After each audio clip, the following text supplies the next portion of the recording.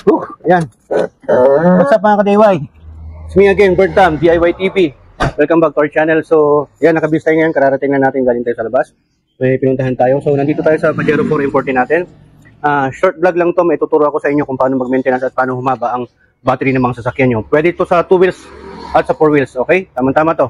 Pero bago natin tuloy yung video, please, sa mga bago dyan na nanonood sa ngayon, huwag nyo munang kalimutan na hit yung subscribe button, like at share mo itong video na to para makatulong at makapagbigay ng idea sa iba. At syempre, hit mo rin notification bell para updated ka sa mga next videos natin. Okay? So ayan, maraming salamat pala sa mga patuloy na nagtitiwala at sumusuporta sa channel natin. Pati doon sa HPT, Facebook page natin, Bert Tam HPT TV. Okay? At bago makalimutan, shoutout natin. Adenos Vlog, para sa mga sawi. Subscribe nyo na. So tara, open natin yung hood. Yan yung mga alaga kong dalawa mga ka-DIY. May motor din tayo. Yan yung engine bay ng Pajero natin. So ito, yan yung battery natin. Actually, battery ito ng Altis natin. Ayun. Yan yung Altis natin. Battery niya yan, 2SM. Ito yung battery ng Pajero of Motolite XL. Pero matagal na, almost 5 years na kaya bumigay. Kinuha ko muna yung battery ng Altis natin. So ang gagawin natin ngayon, tuturo namin sa inyo kung paano mapatagal o mapahaba. At least mapahaba man lang ng 4 to 5 years ang buhay ng battery natin. Watch out. Abangan nyo. Wait lang. So ayun mga ka-DIY, tanggalin muna natin to. Ito yung ano natin, battery holder natin. Tingnan nyo. Nilagyan ko na ng adapter kasi pang ano talaga to, pang 3SM. So yan, nakikita nyo rin, meron tayong nilagay na ano, collapsible at removable na battery terminal. Yan o. Pwede mo siyang tanggalin. Parang ganyan. So ayun mga ka-DIY, ito yung sinasabi ko sa iyo. Saglit lang po siya na tanggalin. Pag nilawagan mo yan, ganun mo lang po, tanggal agad. Diba?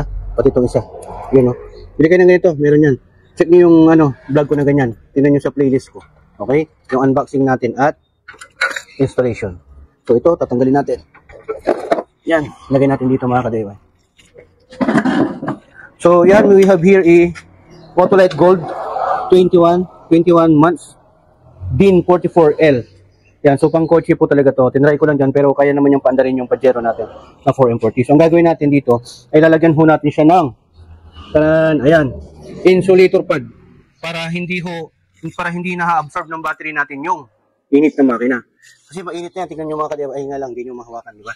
So, ang gagawin natin, itong purpose kasi ng heat insulation, kaya nga heat insulation para hindi ho pumasok o ma-absorb ng battery natin yung sobrang init ng makina. Kasi, ang mga battery ho kasi mga ka-DIY, hindi rin sila pwede sa sobrang mainit. Bumababa yung ano nila, yung kalidad nila at yung lifespan nila. Ganun din sa lamig. Meron mga battery na maganda quality sa lamig at meron din sa pang tropical. Okay, ang Motolite pang tropical siya, kaya dito nakalagay built for hot climate. Tropicalized sabi niya kasi tama-tama tong battery na to para sa dito sa Pilipinas kasi tropical country tayo. Oops, disclaimer ko lang, hindi po tayo sponsored ng battery na to. Review lang po natin to dahil sa sa halos lahat ng sasakyan ko. Motolite ang gamit natin, Amaron, Panasonic, ng try na tayong iba-iba. Pero dito tayo tumagal. Uy. So ayan, nalagyan na natin to, insulator pad. Ito. Muna lang to, meron sa Shopee. Nasada sa Shopee at sa kasuking tindahan na auto supply. So gagawin nyo lang, sukatan nyo lang to mga ka-DIY. So ganyan, susukatan nyo. Gugupitan natin to gamit ang gunting. Tapos ilalagay natin dito. Pupunuin natin yan. Ito, meron na siyang sariling adhesive tape. Back to back. Yung isa, wala siyang ganun. Kaya ang gagawin natin, nalagyan natin ng either glue or rugby. Huwag sa ilong dito. Okay, tara. So yan mga ka-DIY, pinupunasan na ho natin siya. Kailangan na punasan natin to para matanggal yung mga grease, mga langis, mga residue. Okay, mga oil, mga dirt, ganyan, para mas madikit, mas makapit yung ilalagay natin insulator pad.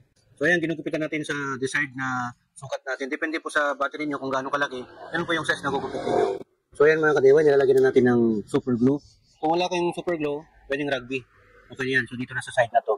Itong likod na to, hindi na po natin lalagyan kasi nakaano naman to sa fender. Kahit hindi na to. Pero kung gusto nyo lagyan, ubusin nyo dito, lagyan nyo lahat ng side. So ganyan lang po yung paglalapat mga ka-DIY.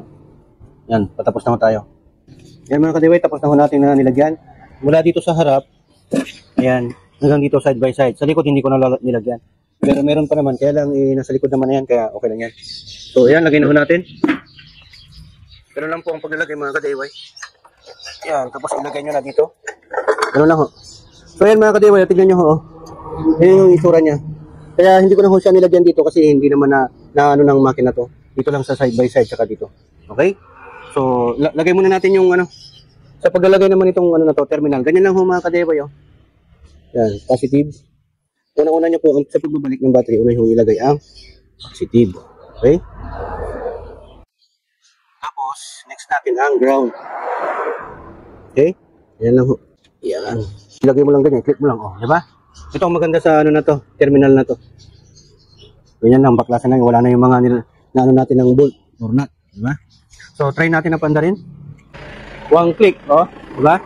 So, pagka umaano yung fan dyan, yung init dito, hindi niya masyadong ma-absorb.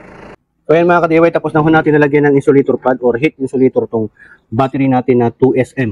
Okay? Applicable to sa lahat ng battery na sasakyan, mapamotor, mga 2 wheels man yan or 4 wheels. Huwag lang sa battery ng cellphone kasi iba po yun, hindi na po nilalagyan yun. Okay? So, ito, pampahaba po ng buhay ng baterya natin. Kasi ito, maintenance free, tapos silagyan mo pa ng ganyan. Pansinin nyo sa mga bagong kotse, bagong sasakyan, ibig ko sabihin, may kasama, yung iba nga, mayroon na silang battery tray na tinatawag. Parang plastic dito sa may gilid niya. Nakabalot po yan. Kasi para hindi ho ma-absorb ng battery yung sobrang init. Kasi ayaw ho ng battery yung sobrang init din. Okay? Bumababa yung kalidad nila. Ayan. Short vlog lang po tayo pero hoping na sana may natutunan ulit kayo sa vlog natin sa ngayon kung paano po mag-maintenance o magpahaba ng buhay ng battery natin. Ayan. Sana may apply nyo po. Subscribe na po kayo mga ka-DIY at check nyo yung ibang playlist natin ng mga DIY vlogs natin, travel vlog, unboxing natin. Okay? Maraming salamat po. To God be the glory and burn time. Signing off.